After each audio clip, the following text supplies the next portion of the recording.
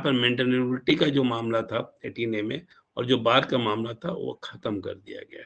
ठीक है, अब मैं आता हूँ कि Sushila Agarwal and others versus state of NCT of Delhi में, ठीक है ना, इसमें भी बहुत सारे यह भी एक जो कॉन्स्टिट्यूशनल बेंच का ही था मामला, जो कि अभी 2020 में ही आया है। ये भी इसमें justice MR Shah, justice Ravindra Bhatt, justice Arun Mishra और जस्टिस विनीत शरण और जस्टिस इंदिरा बनर्जी ने की जो कॉन्स्टिट्यूशनल बेंच थी, उन्होंने इस पर एक ऑर्डर पास किया है और इसमें लिमिटेशंस की बात कही गई है। क्या क्या लिमिटेशंस इम्पोज किए गए हैं एंटिसिपेटरी बेल के ऊपर। एंटिसिपेटरी बेल को बिल्कुल एक ब्लैंकेट नहीं माना गया है। ऐसे एंटिसिपेटरी बेल को मैंने आप लोगों को पहले ही कहा था कि बिल्कुल एक ब्लैंकेट एंटिसिपेटरी बेल को नहीं माना जाता है, बल्कि एंटिसिपेटरी बेल के ऊपर कुछ लिमिटेशंस लगाए जाते हैं, कुछ कंडीशंस लगाए जाते हैं। और मैंने आप लोगों को अभी 2 केस का रेफरेंस पहले जो दिया था, जो कि लैंडमार्क जजमेंट था एंटिसिपेटरी बेल के मामले में, उसमें मैंने आप लोगों को बतलाया था कि 437(3) में कुछ कंडीशंस इम्पोज करने की बात कही गई है, तो रेगुलर बेल के मामले में, लेकिन इसमें स्पष्ट किया गया था कि जो कंडीशंस इम्पोज किए जाते हैं रेगुलर बेल के मामले में, और उस वैसा ही कंडीशंस इम्पोज किए जा सकते हैं एंटिसिपेटरी बेल के मामले में। तो ये बहुत ही क्लियर था कि वो बिल्कुल ही वह ब्लैंकेट नहीं है कि आप जाइए और कुछ भी एंटिसिपेटरी बेल ले लीजिए और अपना गायब हो जाइए और कुछ भी करते रहिए। तो इस बात को भी ध्यान में रखा गया था जो लैंडमार्क जजमेंट थे 2। तो अब मैं इसमें सुशीला देवी के केस में जो आया था, कुछ डायरेक्शंस जो आए हैं उसकी मैं चर्चा करूं। इसमें कहा गया था कि एंटिसिपेटरी बेल जब दिया जाता है कि should not be limited to a fixed period. ऐसा नहीं है कि एक्सेस पीरियड के लिए यह दिया गया है कि भाई चार्जशीट फाइल हो गई, आप सरेंडर करिए और आप जेल जाइए, ऐसा नहीं है। ठीक है, या फिर यह केस का यह स्टेज आ गया है, आप सरेंडर करिए और जेल जाइए, ऐसा नहीं है। ये किसी भी लिमिटेड पीरियड के लिए वह नहीं है। एंटिसिपेटरी जब बेल दिया गया है तो उसको पीरियड से उसको लिमिट नहीं किया जा सकता। ये बहुत ही स्पष्ट डायरेक्शन था Sushil Agarwal and others versus state of NCT के केस में, जो लैंडमार्क जजमेंट है ये भी। और इसमें यह भी कहा गया कि नॉर्मल कंडीशंस जो हैं, जो 437 सबसेक्शन 3 जिसकी मैंने चर्चा की, सबसेक्शन 3 में जो कंडीशंस इम्पोज करने की बात कही गई है, वो कंडीशंस भी इम्पोज किए जा सकते हैं। ठीक है ना, उस कंडीशंस भी इम्पोज किए जा सकते हैं यदि वह स्पेसिफिक फैक्ट्स हो और फीचर्स हो रिगार्डिंग ऑफेंस। यदि मान लीजिए कि ऑफेंस कुछ इस ढंग का है, तो ऑफेंस की ग्रेविटी को देखते हुए, गंभीरता को देखते हुए, उसके नेचर को देखते हुए कुछ कंडीशंस इम्पोज किए जा सकते हैं। तो जो पहले के जो लैंडमार्क जजमेंट में, तो लैंडमार्क जजमेंट में जो कंडीशंस दिए गए थे उसमें भी इसको रखा गया और बहुत ही क्लियर कट डिफाइन कर दिया गया है कि 437 सबसेक्शन 3 में जो कंडीशंस लगाने की बात है, उसमें सबसे पहले ऑफेंस को के नेचर को देखना जरूरी है। इसके पहले मैंने आप लोगों को बताया कि 2019 में एक केस आया था जिसमें एक की इंदिरा बनर्जी और अजय रस्तोगी, जस्टिस अजय रस्तोगी ने जजमेंट दिया था। दो जजों का बेंच था, जिसमें उन्होंने कहा था कि कंडीशंस जो है वह इम्प्रैक्टिकल नहीं होने चाहिए। जैसे मैंने कल आप लोगों को कहा था कि ऐसा नहीं हो कि वह 1 लाख और 2 लाख रुपया तक का बेल ही बेलर को बोल दिया जाए कि श्योरिटी 2 लाख तक की होगी। तो कुछ ऐसा नहीं होना चाहिए कि जो इम्प्रैक्टिकल हो। लेकिन इसमें बहुत स्पष्ट किया गया है कि बहुत स्पेसिफिक फैक्ट्स और फीचर्स होना चाहिए रिगार्डिंग टू एनी ऑफेंस। ठीक है, तो आप एक चीज को जान लें कि जब आप किसी भी बेल एंटिसिपेटरी बेल पिटीशन को फाइल करते हैं, एंटिसिपेटरी बेल पिटीशन को फाइल करते हैं, जब आप फाइल करें बहुत कंफर्टेबल पोजीशन में आप हैं, क्योंकि आपके ऊपर प्रेशर नहीं है। आपका जो क्लाइंट है वह जेल में नहीं है। जब क्लाइंट जेल में होता है तो थोड़ा प्रेशर होता है और वकील को प्रेशर में काम करना होता है। कि जब आप एंटिसिपेटरी बेल फाइल कर रहे हैं तो आप बहुत खुली अपने चीजों को, अपने दिमाग को खोलकर ड्राफ्टिंग को ढंग से करें और क्लाइंट को भी चीजों को समझाएं बहुत सही तरीके से कि क्या क्या हो सकता है इसमें। और दूसरी बात है कि यह भी बिल्कुल मत बोले कि ऐसा नहीं हो सकता और ऐसा हो सकता है। आप यह बात का एश्योरेंस ज़रूर देने की कोशिश करें कि मैं कोशिश करूँगा कि इसका बेल हो जाए। उसमें कुछ-कुछ जो लैंडमार्क जजमेंट है उसकी चर्चा भी आप उसके सामने ज़रूर कर दें। एक बात और भी मैं आप लोगों को बता दूँ, यदि आप क्लाइंट के सामने जजमेंट का रेफरेंस देते हैं, तो क्लाइंट के सामने एक अच्छा इंप्रेशन पड़ता है। मेरे पिछले 26 साल का जो एक्सपीरियंस है मैं आपको ये उसके आधार पर ये आप लोगों को बतला रहा हूँ कि जब भी आप क्लाइंट के सामने बात करते हैं, कुछ-कुछ जजमेंट का रेफरेंस ज़रूर आप डाल दें, जिससे कि लगे कि वकील जो है वो वेल रेड है। प्रोविजंस की चर्चा आप ज़रूर कर दें, जिससे कि लगेगा कि आप वेल रेड हैं। शुरुआती दौर में, बाद में तो आपके पास इतना समय ही नहीं होगा कि आप क्लाइंट को इतना डिटेल बता सकें और एंटीसिपेटरी बेल के मामले में इतना डिटेल डिस्कशन कर सकें जब आप बहुत नामी लॉयर हो जाएँगे, और मैं उम्मीद करता हूँ कि आप लोग बहुत नामी लॉयर ही होंगे। तो तो यदि आप चीज़ों को बतला देते हैं साफ-साफ, तो शुरुआती दौर में लगता है कि, और एक यंग लॉयर के लिए ये ज़रूरी भी है, तो लगता है कि एक वेल रेड वकील है। तो बाद में तो आपको क्रिमिनल अपील, क्रिमिनल केस ही कर रहे हैं, तो क्रिमिनल अपील, सीआरएमपी, इन सारी चीज़ों से फुर्सत तो नहीं रहता है, तो आप इतना समय किसी बेल वाले को नहीं दे सकते हैं। लेकिन जब रेगुलर बेल का मामला आता है, तो अपने क्लाइंट को समय ज़रूर दें। जब रेगुलर बेल का मामला आता है, तो अपने क्लाइंट को समय ज़रूर दें, क्योंकि रेगुलर बेल में वो डिस्पैरेट होते हैं। यदि आप उसे ढंग से नहीं समझाएँगे, तब ऐसी स्थिति में वो दूसरे क्लाइंट के पास जा सकते हैं, आपसे संतुष्ट यदि नहीं होंगे तब। तो आपको उन्हें संतुष्ट करना ज़रूरी है, क्योंकि उनका जो प्रेशर है वो आप नहीं समझ सकते हैं। उनके जो कोई भी रिश्तेदार यदि जेल के अंदर है, तो उस प्रेशर को आप नहीं समझ सकते। तो वहाँ पर आप बहुत अच्छे से समय दें अपने क्लाइंट को। ये कुछ जो प्रैक्टिस के गुर हैं, वो आप लोगों को जानना ज़रूरी है सक्सेसफुल लॉयर होने के लिए। आप उन्हें कन्विंस करने की कोशिश करें। और आप एक चीज़ और भी जान लें, आप लोअर कोर्ट में जब आप बहस करते हैं, तो आपके क्लाइंट जो हैं वो पीछे बैठकर सुनते हैं। क्लाइंट जो है पीछे बैठकर सुनते हैं। तो इस बात को भी आप ध्यान में रखें कि आप जब बहस कर रहे हैं, तो बहस में कितना क्लैरिटी आपकी हो, ठीक है? इसमें यदि आपकी क्लैरिटी है और आपकी बहस बहुत अच्छे ढंग से हुई है, तो आप केस हार भी जाते हैं, तो क्लाइंट फिर भी आपका विश्वास खत्म नहीं होता है क्लाइंट के ऊपर से। आप यदि हार भी जाते हैं, तब भी क्लाइंट का विश्वास आपके ऊपर से खत्म नहीं होगा। लेकिन आप यदि कहीं पर जाकर फंबल कर रहे हैं और ढंग से बहस नहीं कर रहे हैं और क्लाइंट पीछे बैठकर सुन रहा है, तो आपको यदि आप ये जान लीजिए कि वो केस आप जीते या हारे, क्लाइंट के ऊपर एक बुरा असर पड़ता है। तो आप पूरी तैयारी से जाएँ, आर्गुमेंट में जब भी जाएँ, तो पूरी तैयारी के साथ जाएँ। और आप जी को एक बात और भी बतला दूँ कि आप पूरी तरह से नोट बना कर ले जाएँ। ठीक है, नोट बनाकर ले जाएँ और पूरे नोट को नोट ऑफ आर्गुमेंट जो उसको सामने रखें, और उसके साथ-साथ जो पेज नंबर जो दिए गए हैं उसको उलटकर आप जज को भी समझाने की कोशिश करें। तो जज के ऊपर भी एक अच्छा इंप्रेशन पड़ेगा और आपके जो क्लाइंट बैठे हुए हैं उनके ऊपर भी अच्छा इंप्रेशन पड़ेगा। हाई कोर्ट और सुप्रीम कोर्ट में तो कभी-कभी रहते हैं जो क्लाइंट हैं आपके, और कभी-कभी नहीं भी रहते हैं। लेकिन आप लोअर कोर्ट में तो रहते ही रहते हैं। इसलिए लोअर कोर्ट में जब प्रैक्टिस कर रहे हैं, तो एक क्लैरिटी बहुत ज़्यादा ज़रूरी है। और लोअर कोर्ट में प्रैक्टिस बहुत तेज़ी से बूम करती है, ये भी आप जान लें। लोअर कोर्ट पे बहुत तेज़ी से बूम करती है। हाई कोर्ट में तो छनकर आता है केस, वहाँ पर अच्छे लॉयर्स को देखा जाता है। इसलिए मैंने आप लोग को शुरू में कहा था कि आप लोग लोअर कोर्ट में अपनी प्रैक्टिस स्टार्ट करें। अपने इकोनॉमिक फुटिंग को साउंड कर लें, फिर आप हाई कोर्ट में प्रैक्टिस स्टार्ट करना है तो करें।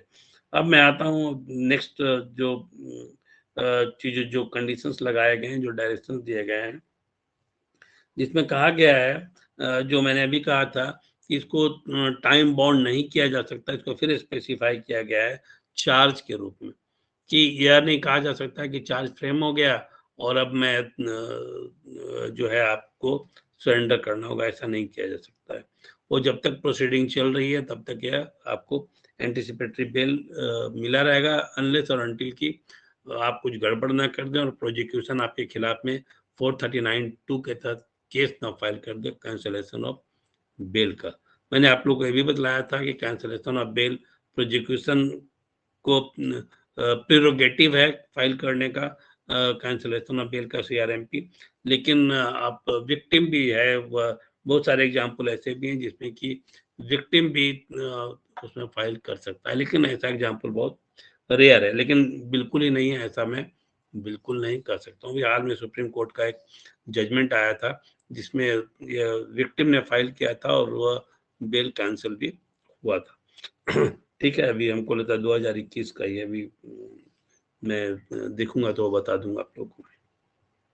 अब है कि नेक्स्ट जो डायरेक्शन दिया गया है कि बेल देने के पहले, एंटिसिपेटरी बेल देने के पहले, ठीक है, यह कोर्ट को इवैल्यूएट करना होगा कि जो बेल दिया जा रहा है वह किस फैक्ट्स और के आधार पर दिया जा रहा है, ठीक है ना, क्या फैक्ट्स हैं, क्या उसमें कंटेंट है। ऐसा ना हो कि एंटिसिपेटरी बेल को सीधे उठाया और दे दिया गया।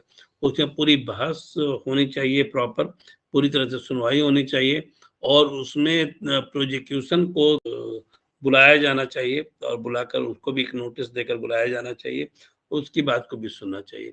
एंटिसिपेटरी बेल में ये जान लीजिए कि प्रोजिक्यूशन का रोल बहुत ही अहम हो जाता है। एंटिसिपेटरी बेल में प्रोजिक्यूशन का रोल बहुत ही अहम हो जाता है।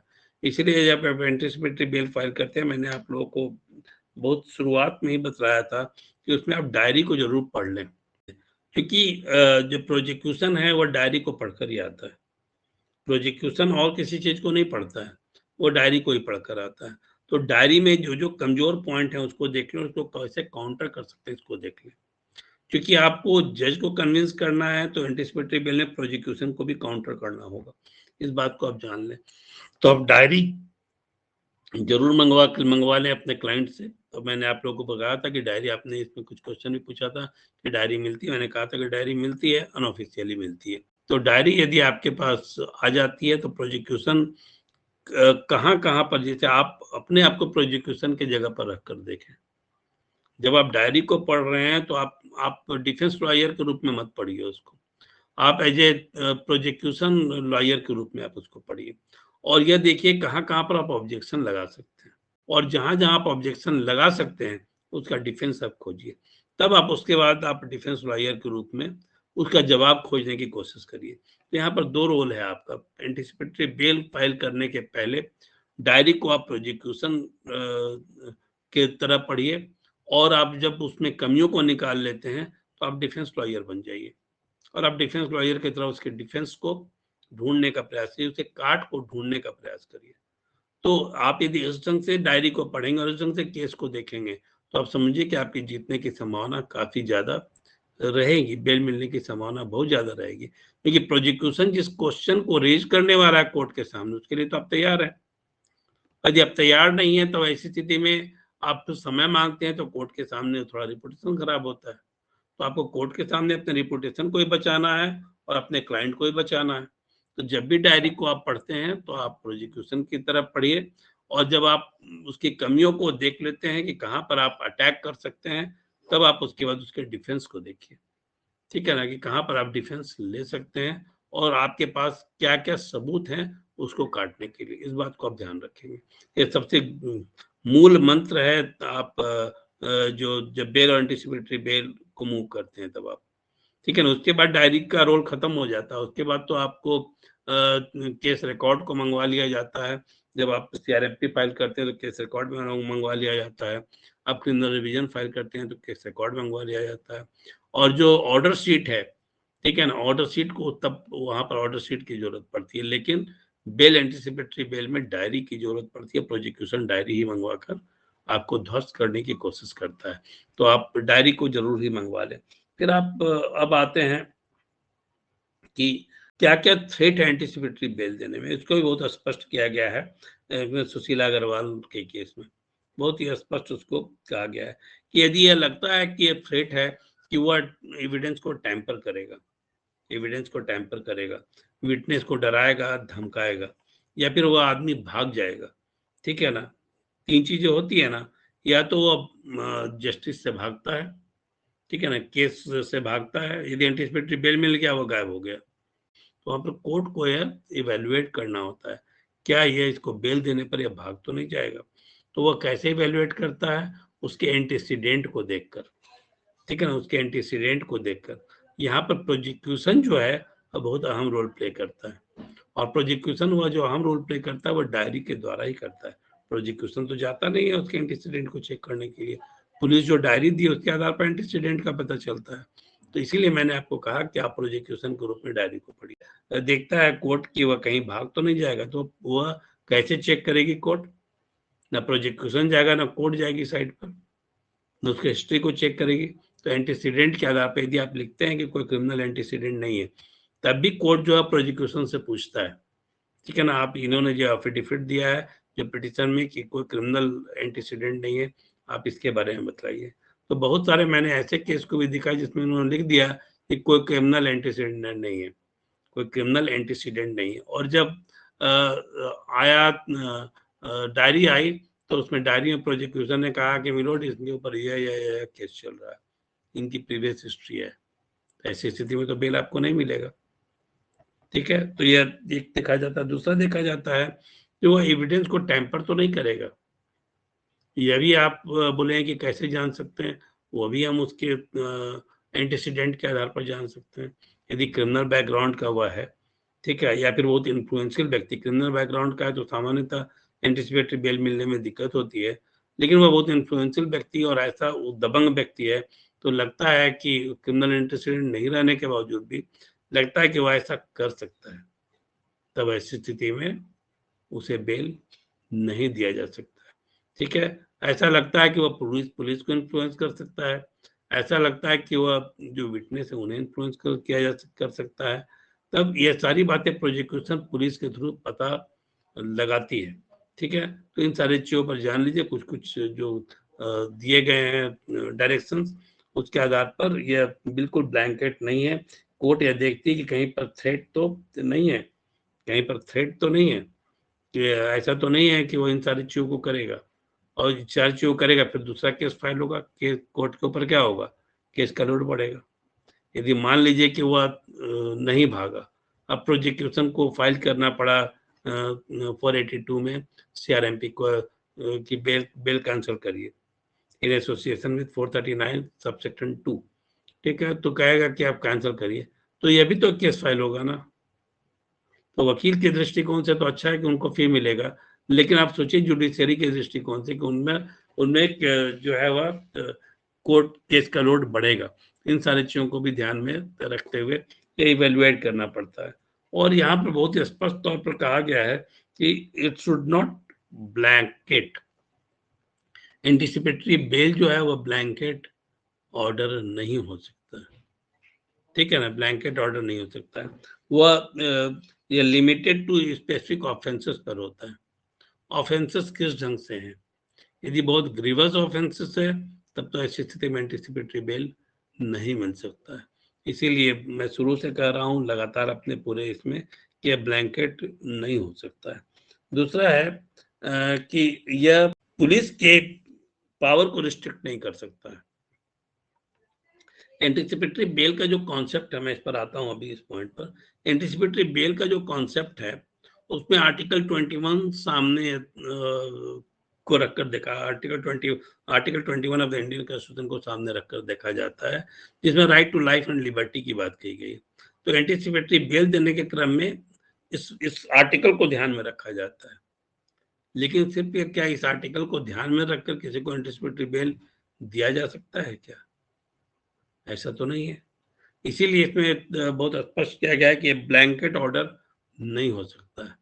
और इसमें एक और भी चीज लगाया गया कि एंटिसिपेटरी बेल का मतलब यह नहीं है कि आप अवॉइड करिए इन्वेस्टिगेशन को। तो अब इसका क्या मतलब निकलता है कि पुलिस को इन्वेस्टिगेशन से नहीं रोका जा सकता, मतलब पुलिस का जो पावर है उसको लिमिटेड नहीं किया जा सकता। आपको एंटिसिपेटरी बेल मिल गया, लेकिन पुलिस का पावर इसमें लिमिटेड नहीं हो सकता है। उसको जो इन्वेस्टिगेशन का पावर है वह है। और जो मैंने पहले आप लोगों को बतलाया था कि इन्वेस्टिगेशन में कॉपरेट करेंगे, वह इससे ही रिलेटेड है कि आप इन्वेस्टिगेशन में कॉपरेट करेंगे। और तब कब कॉपरेट करेंगे, जब आप पुलिस को पावर होगा, उसके पावर को रिस्ट्रिक्ट नहीं किया जाएगा। तो मैं समझता हूँ कि एंटिसिपेटरी बेल पर काफ़ी कुछ आप लोगों को मैंने बतला दिया और 2-2 लेक्चर मैंने ले लिया। अब आपके सामने यदि एंटिसिपेटरी बेल फाइल करने का मौका आएगा तो आप बहुत ही अच्छे से उसको डील कर पाएंगे।